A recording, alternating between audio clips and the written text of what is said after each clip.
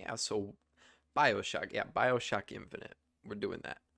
Now, I'll just start by saying I don't think that this game is amazing. I think it's great or good, but I just don't think it's like a holy child of first person shooters that I would say that the first game is, or really a lot of other first person shooters. Mostly I just think of the first game because same series, but like it's just I don't find it replayable, and I can get down to what it is about it. And that is why I'm making this video. There's one problem I have with this game that kind of ties everything in because it's a problem with the gameplay that also ties to the story, that ties to the character, that ties to the villains. It's just something something about it. So let's figure this out. So my biggest problem with Infinite is the disassociation with the story and the gameplay. Now, for some context, we have Booker. He goes to Colombia and he's supposed to just get this girl. And along this journey with this girl, you get emotionally attached to her. You figure out more about Booker, more about her.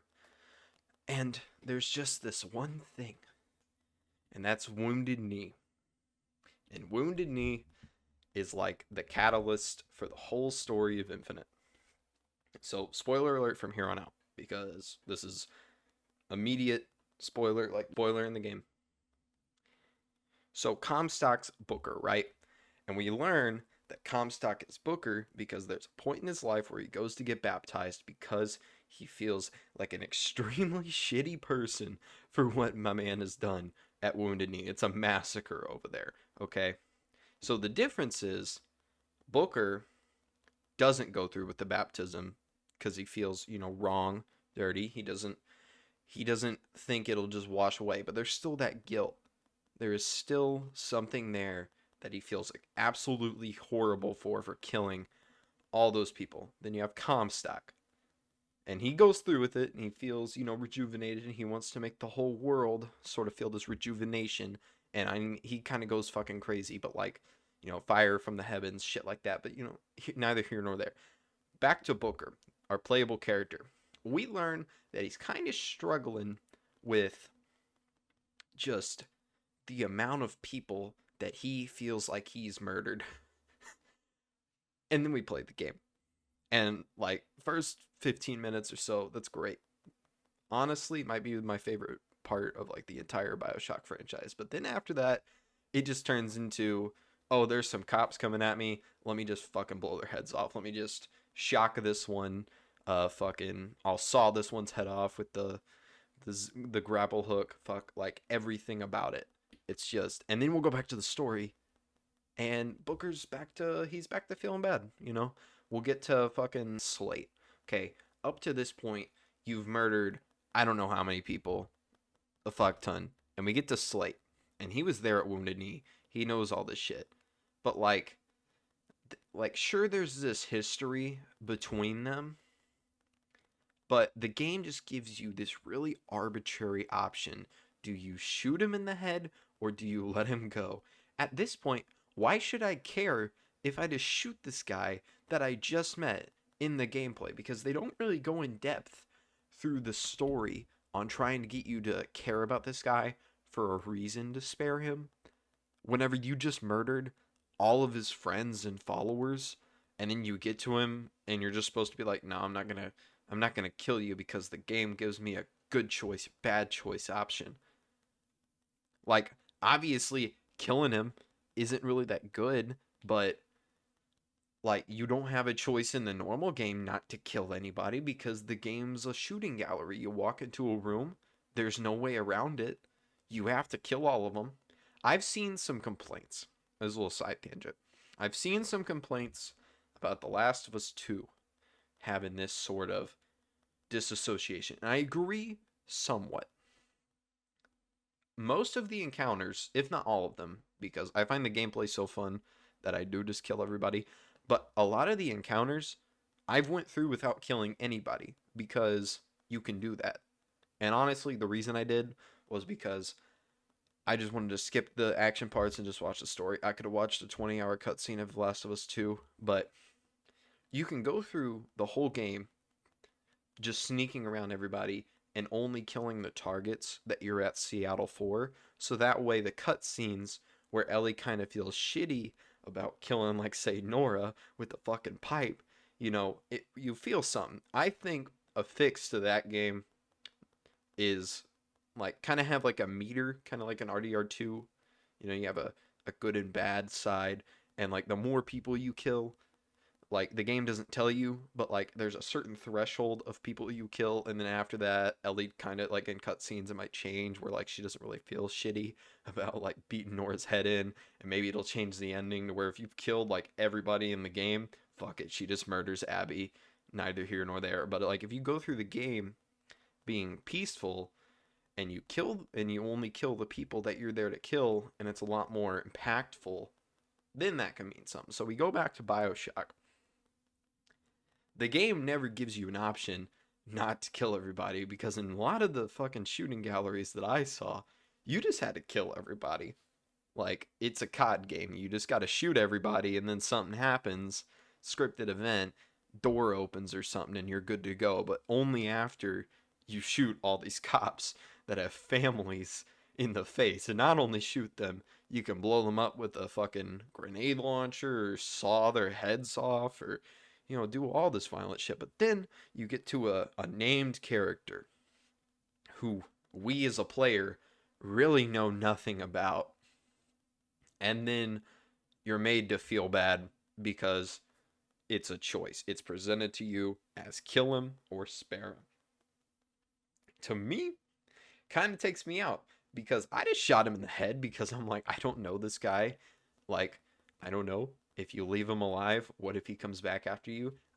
I didn't know what was going to happen. I didn't care about him. Up to this point, I've killed who knows how many people.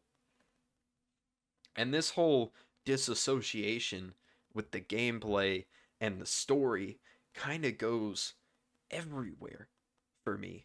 Like, I just don't feel like I should care whenever the game's clearly trying to get me to care about this violence that Booker's going through. People are saying, Booker, you're a violent man. But the game's forcing you to be a violent man. This is not player choice. When in the first Bioshock, I felt like that whole game was about player choice. Because the whole twist, spoilers for Bioshock 1 incoming, the would you kindly twist, okay? It plays on the whole video game objective thing because you have fucking Atlas and he's saying would you kindly, and you as a player, you're used to games just being like, hey, walk over here, hey, kill these guys, and you do it without thinking. So Bioshock, they write it into the script. They are like, would you kindly do this, would you kindly do that, and the player choice is there. You can kind of sneak around in that game, get around some of the encounters, and you kill these people, but it can all be boiled down to would you kindly. Like, there's nothing stopping Jack from getting his objective that he was told to get done. But I mean, he doesn't realize it because, I mean, you find out that twist later, but that's the point. But there's no kind of twist like that in Infinite. The twist is, one, Elizabeth's your daughter, and then two, Comstock's you, and how this, wherever you go, it's just, you're just going to be a violent man, But there's no getting around that. You as a player cannot change that. So if the story's trying to tell you this, it needs to double down on that in the gameplay, not be so artificial about it and just be like, here's a choice, do it. Because like whenever you kill Comstock, it's kind of a big deal. You bash his head in, and the game's music and Elizabeth's face is supposed to make you feel bad about it. But up to this point, Comstock has been sending waves after waves of cops at you and talking about burning the world, and you fucking are sawing people's heads off and blowing them up and sniping them in front of their friends. And Elizabeth does not bat an eye. But whenever you kill Comstock, she's like, what the fuck? It's like, who gives a shit? I don't know why I'm getting so mad about this, but it's just something about it. It just doesn't make sense to me. I don't know. Maybe I'm looking at it wrong. But also, So like the player choice that made Bioshock 1 so good is completely taken out. Not to mention taking out the weapon wheel. That that's another. I could make a whole fucking another video in and of itself how that kind of limits your gameplay options because everybody I've talked to that at least I personally know I ask them what two weapons do you use in Bioshock Infinite, shotgun and the AR, because I just don't really feel the need to experiment because you can't really because I'm spending all this money on upgrading the shotgun, upgrading the AR, so whenever I pick up a sniper or something, it's just so basic, but I need the money that I'm getting to upgrade the shotgun and AR, so I can't really upgrade it and make it good. And also, I can't have it on me at all times because they took out the weapon wheel and they put it in. I know they put it in Barrel C, and it kind of feels like a oh shit, we fucking messed up. Let me put it in, especially since we're going back to Rapture. But I don't know. Whenever I play games, I like to have that player choice. I like to have that feeling that when I'm doing in the story, when I'm doing the gameplay, they go hand in hand and it's all coming from me because I'm the player. I'm the one playing the game. That's what separates movies and games. You know, you can have an excellent story, but in movies, you experience it. And sure, in games you do too, but in games you're a part of the story. You're influencing it. So, whenever a game series that is so well known for player choice has this one game come out and it tries so hard to teach you a lesson about violence, but the whole part of the game and the core gameplay loop is killing everyone you see, it's really disassociative with the story and makes me not as attached to the story that is being told. Now, I do think this is a great game, Matt. I'm sorry if you watch this and I offend you, but that's probably my biggest gripe with this game. So it's a good game. I give it a thumbs up. But yeah. Thanks for watching. I make shitty COD videos and goodbye.